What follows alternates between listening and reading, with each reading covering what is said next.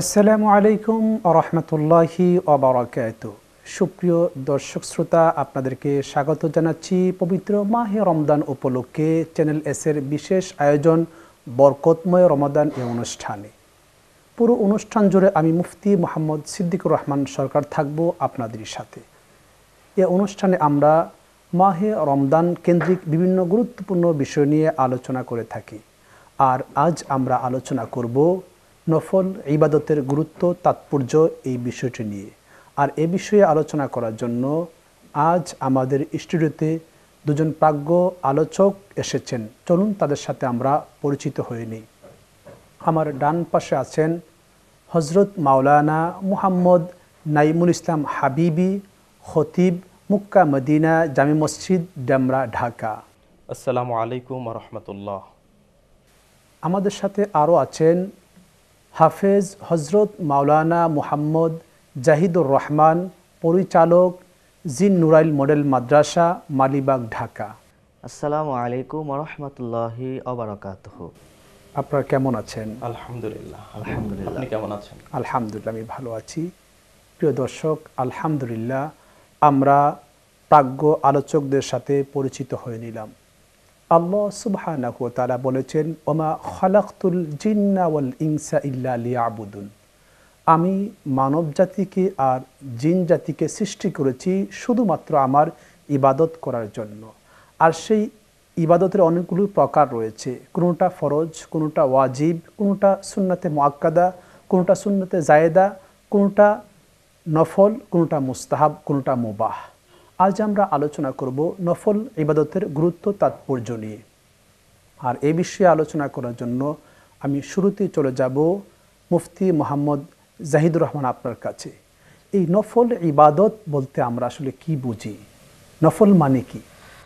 জি, আলহামদুলিল্লাহ, ওয়াসসালাতু ওয়াসসালামু আলা রাসূলিল্লাহ, আম্মা বাদ। প্রথমে আমরা নফল ইবাদত শুরু করতে গিয়ে পবিত্র কালামুল্লাহ শরীফ থেকে একখানা আয়াতে কারিমা কোট করতে পারি। সেটা হলো সূরা বানী ইসরাঈলের মধ্যে 15 পারায় আল্লাহ তাআলা ঘোষণা করেছেন আমার রাসূল সাল্লাল্লাহু তাআলা আলাইহি ওয়াসাল্লামকে ইঙ্গিত করে যে অমিনাল লাইলি ফাতাহাজ্জাদ বিহি নাফিলাতাল লাক, যে হে হাবিব সাল্লাল্লাহু তাআলা আলাইহি ওয়াসাল্লাম, আপনি রাত্রিবেলায় আল্লাহর ইবাদতে মশগুল হয়ে যান। এখানে মুফাসসিরিনে কেরাম বলেছেন এটাকে যদিও তাহাজ্জুদ নামাজের কথা বলা হয়েছে, এটা আমাদের জন্য ফরজ নয়। এটা উম্মতে মুহাম্মদীর যে 5 ওয়াক্ত নামাজ রয়েছে তার মধ্যে পড়ে না, অর্থাৎ এটা নফল হিসাবেই গণ্য করা হয়েছে। তো নফল ইবাদত বলতে এটাকেই বলা হয় যে আল্লাহ তাআলা যেটা বাধ্যতামূলক করে দিয়েছেন যে পড়তেই হবে, 5 ওয়াক্ত নামাজ, রমজানের রোজা, হজ ফরজ হলে হজ, জাকাত ওয়াজিব হলে জাকাত দেওয়া, এটার পাশাপাশি যে দান সদকা করা, অতিরিক্ত নামাজ পড়া, অতিরিক্ত ইবাদত বন্দেগী করা, আমল করা, সেটাকেই বলা হয় নফল। আর নফলের মুদ্রা কথা হলো এটা করলে সওয়াব আছে, বাট না করলে কোনো গুনাহ হবে না। আল্লাহ তাআলা তাকে কোনো গুনাহগার করবেন না, কিন্তু করার কারণে অনেক সওয়াব হবে। তাহলে মুহতারাম, এখানে যেটা দেখতে পাচ্ছি আমরা, তাহলে এটা আমাদের জন্য ম্যান্ডেটরি নয়, কম্পালসারি নয়। কম্পালসারি তো তাহলে এটা আমরা বলতে পারি নফল মানে হচ্ছে অতিরিক্ত, এক্সট্রা। জি জি জি, বলুন, আপনি বলছিলেন। তো অতিরিক্ত এক্সট্রা এই আমলটা যেটা আমরা করি সবসময়, যেমন অতিরিক্ত আমলের মধ্যে রাসূল সাল্লাল্লাহু আলাইহি ওয়াসাল্লাম খুব বেশি তাকিদ দিয়েছেন যে তোমরা যখন কোরআন শরীফ তেলাওয়াত করো, কোরআন শরীফ তেলাওয়াত করা এটা কিন্তু ফরজ নয়, এটা নফল একটা ইবাদত। আফদালুল ইবাদাতি তিলাওয়াতুল কোরআন, নফল ইবাদতের মধ্যে কোরআন মাজিদ তেলাওয়াত করা সর্ব উত্তম ইবাদত। যদিও কোরআন শরীফ শিক্ষা করাটা ফরজ, জি, শিক্ষা করা এবং ফরজ, নামাজে পড়াটা ফরজ, জি, তো কিন্তু এক্সট্রা টাইমে পড়াটা হচ্ছে নফল। মাওলানা নাইমুল ইসলাম হাবিবি সাহেব, এই যে নফল ইবাদত, এই নফল ইবাদতটা আমরা কেন করব, এর গুরুত্বটা কি, বা এই নফল ইবাদত আমরা যদি করি তার ফলাফলটা কি আসবে আসলে? আলহামদুলিল্লাহ, ওয়াসসালাতু ওয়াসসালামু আলা রাসূলিল্লাহ ওয়া আহলিল আতহার। জি, নফল হুজুর বলেছেন যে অতিরিক্ত আল্লাহর নৈকট্য পাওয়ার জন্য অন্যতম একটি মাধ্যম হলো নফল ইবাদত। নফল ইবাদতের কারণে মানুষ আল্লাহর ওলিতে পরিণত হয়। যেমন ধরেন যে আপনার ফরজ ইবাদতগুলি সেগুলো হচ্ছে নির্দিষ্ট, আর নফল ইবাদতগুলো নির্দিষ্ট নয়। নফল এবাদাত করে মানুষ আল্লাহর নৈকট্য লাভ করে, আল্লাহর অলিতে পরিণত হয়। মানে আমার মনে যতটুকু আমি করতে পারবো, যতটুকু করতে পারি আমার সাধ্য অনুযায়ী। তো নফল ইবাদাত করতে হবে, বিভিন্নভাবে নফল ইবাদাত করা যায়। আপনি দানের মধ্যে দিয়ে করতে পারেন, আপনি নামাজের মধ্যে দিয়ে করতে পারেন, কোরআন তেলাওয়াতের মধ্যে দিয়ে করতে পারেন, হাদিস শিক্ষা করতে পারেন, যে কোনো বিষয়। বা দুরূদ শরীফ, রাসূল পাক সাল্লাল্লাহু আলাইহি সাল্লাম হাদিসের ভিতরে বলেন, হুররিমাতিন নার ওয়ালা সালাসাতি আয়ুনিন, তিনটি চোখের জন্য আল্লাহ পাক রব্বুল আলামিন জাহান্নামের আগুনকে হারাম করে দিলেন। তার ভিতরে একটি হচ্ছে যারা রাতে অপেক্ষা করে যে কখন শেষ রাত আসবে, তাহাজ্জুদ পড়বে। এই অপেক্ষাটা যে করে, যারা শেষ রাতে নামাজ পড়ে, নফল ইবাদাত করে, আল্লাহ পাক রব্বুল আলামিন তাদের জন্য জাহান্নামের আগুনকে হারাম করে দিলেন। যে হুজুর যেটা বলেছেন যে আফদালুল ইবাদাতি তিলাওয়াতিল কোরআন, কোরআন তেলাওয়াত হচ্ছে সর্বোত্তম ইবাদত। এই জন্য নফল ইবাদতের গুরুত্ব অনেক অনেক, এক কথায় যে আমাদেরকে অবশ্যই নফল ইবাদতের ভিতরে দানটা বেশি বেশি করতে হবে। আমার মৃত্যুর পরে আমার সন্তান আমার জন্য দোয়া নাও করতে পারে, আমার পিতামাতা আমার বেঁচে থাকলে নাও করতে পারে, এর কোনো গ্যারান্টি নেই, কিন্তু আমি যেটা দান করে যাব সেটা কিন্তু আমার জন্য একটা প্লাস পয়েন্ট। মুফতি মোহাম্মদ জাহিদুর রহমান সাহেব, এই নফল ইবাদত খুব আল্লাহর কাছে যাওয়ার জন্য এটা অন্যতম একটি মাধ্যম, এবং এই মাধ্যমে যেতে হবে আল্লাহর নিকটে। এই নফল ইবাদত সম্পর্কে আল্লাহ সুবহানাহু ওয়া তাআলা পবিত্র কালামে পাকে কি বলেছেন বান্দার জন্য? আলহামদুলিল্লাহ, যে আমরা প্রথমেই পেয়ে গেলাম যে ইবাদতের দুটি মাধ্যম রয়েছে, ইবাদতের দুটি ভাগ রয়েছে, একটা ফরজ, একটা নফল। তো ফরজ যেটা, সেটা বান্দার উপরে অত্যাবশ্যক, করতেই হবে, না করলে সে গুনাহগার হয়ে যাবে, এজন্য তাকে পানিশমেন্ট অর্থাৎ শাস্তি দেওয়া হবে। আর যেটা নফল, সেটার জন্য পানিশমেন্ট দেওয়া হবে না, কিন্তু করতে পারলে তার জন্য উত্তম জাযা, প্রতিদান রয়েছে, যেটা আমরা সূরাতুল বনী ইসরাঈলের মধ্যেই পেয়ে গেলাম যে আল্লাহ তাআলা আমার রাসূল সাল্লাল্লাহু তাআলা আলাইহি ওয়াসাল্লামকে সরাসরি নির্দেশ করেছেন। কোরআন শরীফের মধ্যে 18 পারার মধ্যে আল্লাহ বলেছেন সলাতুল ইশরাক নামাজের কথা, যেটা আমাদের উপরে ফরজ নয়।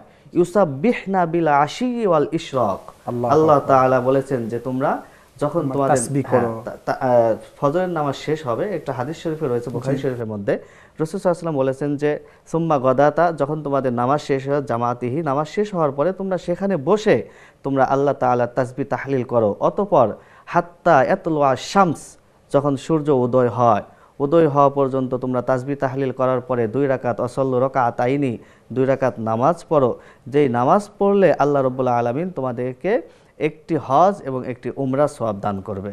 সুবহানাল্লাহ। তো ইশরাক নামাজের এত গুরুত্ব আল্লাহ তাআলা দান করেছেন, যদিও এটা আমাদের জন্য ফরজ নয়। তারপরে হাদিস শরীফের মধ্যে সাহাবায়ে কেরামকে সামনে নিয়ে একবার রাসূল সাল্লাল্লাহু তাআলা আলাইহি ওয়াসাল্লাম বললেন যে আমার সাহাবায়ে আজমাইন, প্রত্যেকের মানুষের শরীরে 360টি জোড়া রয়েছে, তোমাদের উচিত হলো প্রত্যেকটি জোড়ার সদকা আদায় করে প্রতিদিন সদকা আদায় করা। তখন সাহাবায়ে কেরাম আরজ করলেন যে ইয়া রাসূলুল্লাহ সাল্লাল্লাহু তাআলা আলাইহি ওয়াসাল্লাম, আমরা সকলে তো সম্ভব হবে না যে প্রত্যেকটা জোড়ার জন্য সদকা আদায় করা। চাশতের নামাজ আদায় করার কারণে আল্লাহ রাব্বুল আলামিন এই 360টি জোড়া সদকা তোমাদের আমলনামায় দান করবে। সুবহানাল্লাহ। জি, আপনার কাছে মোহতারাম আসবো আমি। আপনি চমৎকার বলছেন মাওলানা মোহাম্মদ নাঈমুল ইসলাম সাহেব। এই যে আপনি বলছিলেন যে আল্লাহর ওলি হতে গেলে নফল ইবাদত করতে হবে, নফল ইবাদত করলে আল্লাহর প্রিয় হওয়া যাবে, আল্লাহর ওলি হওয়া যাবে। আর আল্লাহর ওলি বলতে আমরা কি বুঝি, পাশাপাশি আল্লাহর ওলি হওয়ার জন্য কিভাবে আমরা আসলে ইবাদত করব, বা এর কোনো প্রমাণ হাদিস শরীফে আছে কি?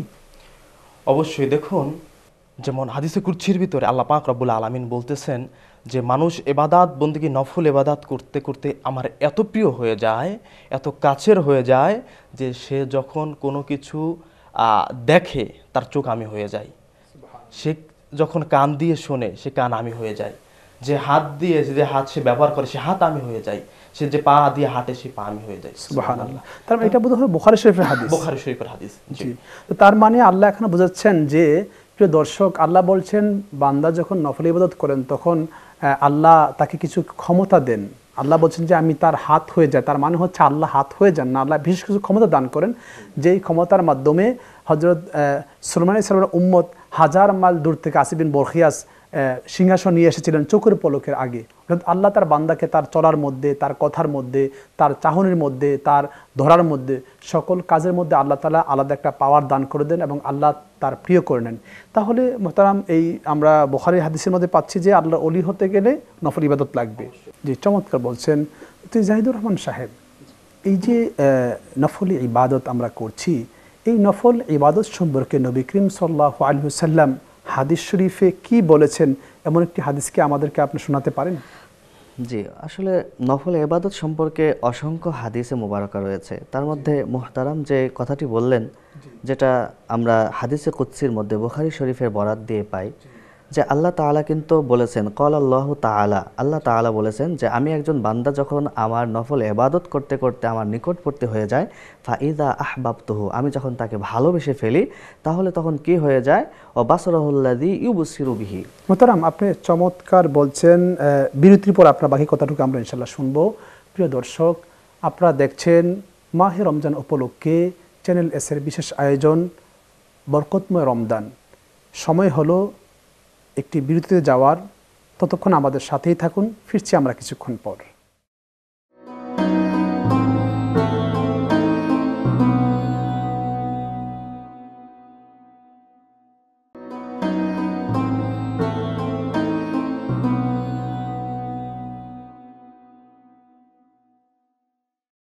আলহামদুলিল্লাহ, প্রিয় দর্শক, বিরতির পর ফিরে আসলাম পবিত্র মাহে রমজান উপলক্ষে চ্যানেল এসের বিশেষ আয়োজন বরকতময় রমাদানী অনুষ্ঠানে। এতক্ষণ ধরে আমাদের সাথে থাকার জন্য আপনাদেরকে অসংখ্য মোবারকবাদ। মোহতারাম মুফতি জাহিদুর রহমান, আপনি বলছিলেন যে বুখারী শরীফের 6021 নম্বর হাদিসে কুদসিটুকু বলছিলেন যে বান্দা যখন নফল ইবাদত করে আল্লাহ বলেন যে আমি তাকে ভালোবেসে ফেলি, জি, তখন সবটুকু আমরা এর আগে শুনেছি যদিও, যে যখন সে কোনো কিছু দেখে, আল্লাহ বলতেছেন সে আমার কুদরতি নজরে সে দেখে। আসলে এখানে আমরা অনেক সময় বলি যে আমি আল্লাহ তার চোখ হয়ে যায় বা হাত হয়ে যায়, এটা দ্বারা পরিপূর্ণ ব্যাখ্যা হলো আল্লাহ তো আর চোখ হয়ে যায় না, আল্লাহর কুদরতি নজরে সে দেখে। যখন সে কোনো কিছু শুনে, তখন আল্লাহ তাআলার কুদরতি কান মোবারকে সে শুনতে পায়। এবং যখন সে কোনো কিছু ধরে, ওয়াদাহুল্লাতি ইয়াবতিশু বিহা, যখন কোনো কিছু সে ধরে, আল্লাহ তাআলা কুদরতি হাত মোবারক দিয়ে সে ধরে। ওয়ারিজলাহুল্লাতি ইয়ামশি বিহা, এবং যে তখন সে যখন হাঁটে, আল্লাহ বলতেছেন সে আমার কুদরতি পা মোবারক দিয়ে হাঁটে। তো এখান থেকে বাইহাকি শরীফের আরেকটা হাদিসে মোবারক আমরা কোট করতে পারি, যেটা সহি সনদে এসেছে। ইবনে তাইমিয়া যেটাকে বলেছে এটা সহি, যে ইত্তাকু ফিরাসাতুল মুমিনিন ফাইন্নাহু ইয়ানজুরু বিনুরিল্লাহ, আমার মুমিন বান্দা যারা হয়ে যায়, তোমরা আমার মুমিন বান্দার দূরদর্শিতা অর্থাৎ তার নজরকে তোমরা ভয় করো, কেননা তারা আমি আল্লাহর নজরে তারা দেখতে পায়। সুবহানাল্লাহ। তো সর্বশেষ আল্লাহ বললেন, ওলা ইনসা আলানি, আমার প্রিয় বান্দা যখন আমার কাছে কোনো কিছু চেয়ে বসে, লা উইদান্নাহু, আমি তার সেই চাওয়াটাকে পূরণ করি। সুবহানাল্লাহ। হাদিস শরীফের মধ্যে, বুখারী শরীফের মধ্যে আল্লাহ রাসূল সাল্লাল্লাহু তাআলা আলাইহি ওয়াসাল্লাম মানুষ জাতিকে ডাক দিয়ে বললেন যে ইয়া আইয়ুহান নাস, হে মানব সম্প্রদায়, আফসালুস সালাম, তোমরা সালামের প্রচলন করো, এবং আফসালুস সালাম, তোমরা সালামের প্রচলন করো, ওয়া আতইমুত তাআম, এবং যারা ক্ষুধার্ত রয়েছে তোমাদের মধ্যে তাদেরকে তোমরা খাদ্য প্রদান করো, এবং ওয়াসিলুল আরহাম, তোমাদের যারা আত্মীয় রয়েছে আত্মীয়তা সম্পর্ক তোমরা ছিন্ন করবা না। এখানে একটা হাদিস শরীফ রয়েছে, লা ইয়াদখুলুল জান্নাতা কাতিউন, যে আত্মীয়তা সম্পর্ক ছিন্নকারী সে কখনো জান্নাতে প্রবেশ করতে পারবে না। আল্লাহ বললেন তোমরা আত্মীয়তা সম্পর্ক রক্ষা করবে, এবং সর্বশেষ বললেন ওয়াসাল্লু বিল্লাইলি, এবং তোমরা রাত্রিবেলায় নামাজ পড়ো, আল্লাহর ইবাদত করো, সালাত আদায় করো, যখন অন্নাসু বিনিয়াম, মানুষজন যখন ঘুমিয়ে যায়। আল্লাহ আল্লাহ, মানুষ যখন ঘুমিয়ে যায়, প্রিয় দর্শক, নিঝুম রাত, নিস্তব্ধ হয়ে যায়, সৃষ্টিকুল ঘুমিয়ে পড়ে, তখন যখন বান্দা যখন নামাজে দাঁড়িয়ে যায়, আল্লাহকে যখন সিজদা করে, যখন রুকু করে, তার মনে যে কত মজা, কত স্বাদ আছে, এটা যারা করেন তারাই বোঝেন। আর আল্লাহ তখন বান্দার খুব নিকটে চলে আসেন।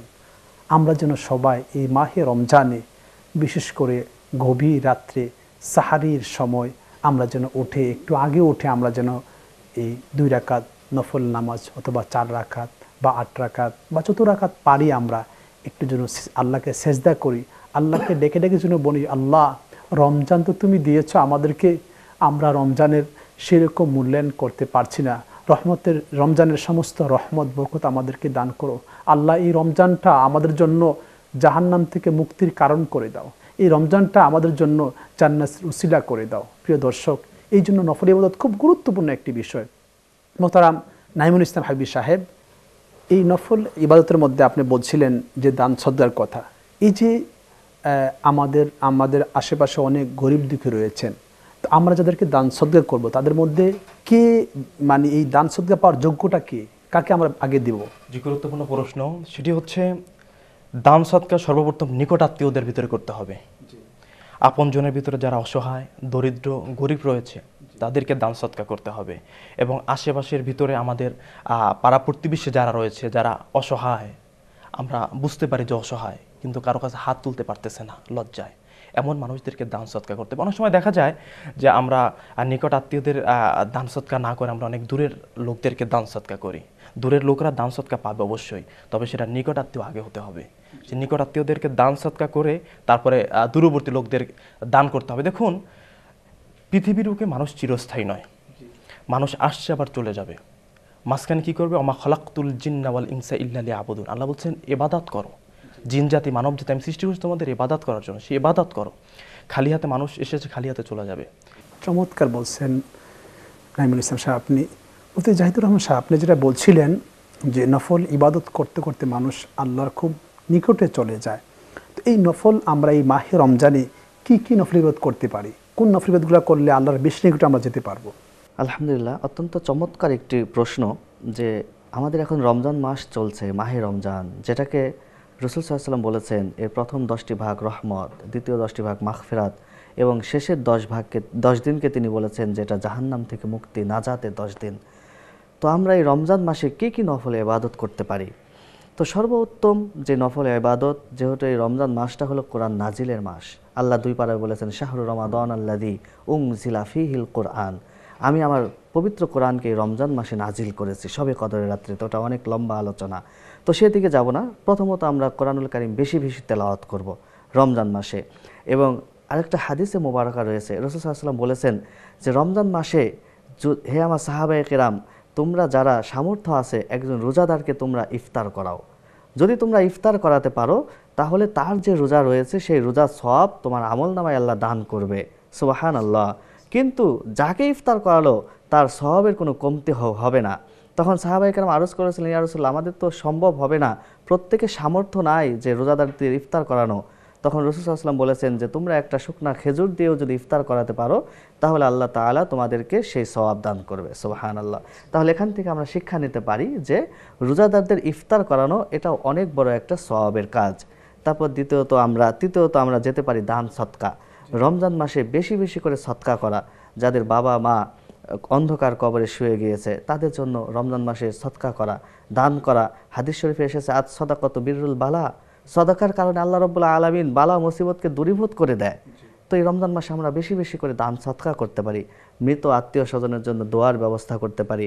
এমনি করে রাত্রিবেলায় আমরা যেহেতু সেহরির সময় উঠি, দর্শক মণ্ডলীর উদ্দেশ্যে আমার বলা থাকবে যে সেহরির সময় যেহেতু আমরা উঠি তাহলে তখন উচিত হবে আমাদেরকে 2 রাকাত পারি, 4 রাকাত পারি, 12 রাকাত পারি তাহাজ্জুদের নামাজ আদায় করা।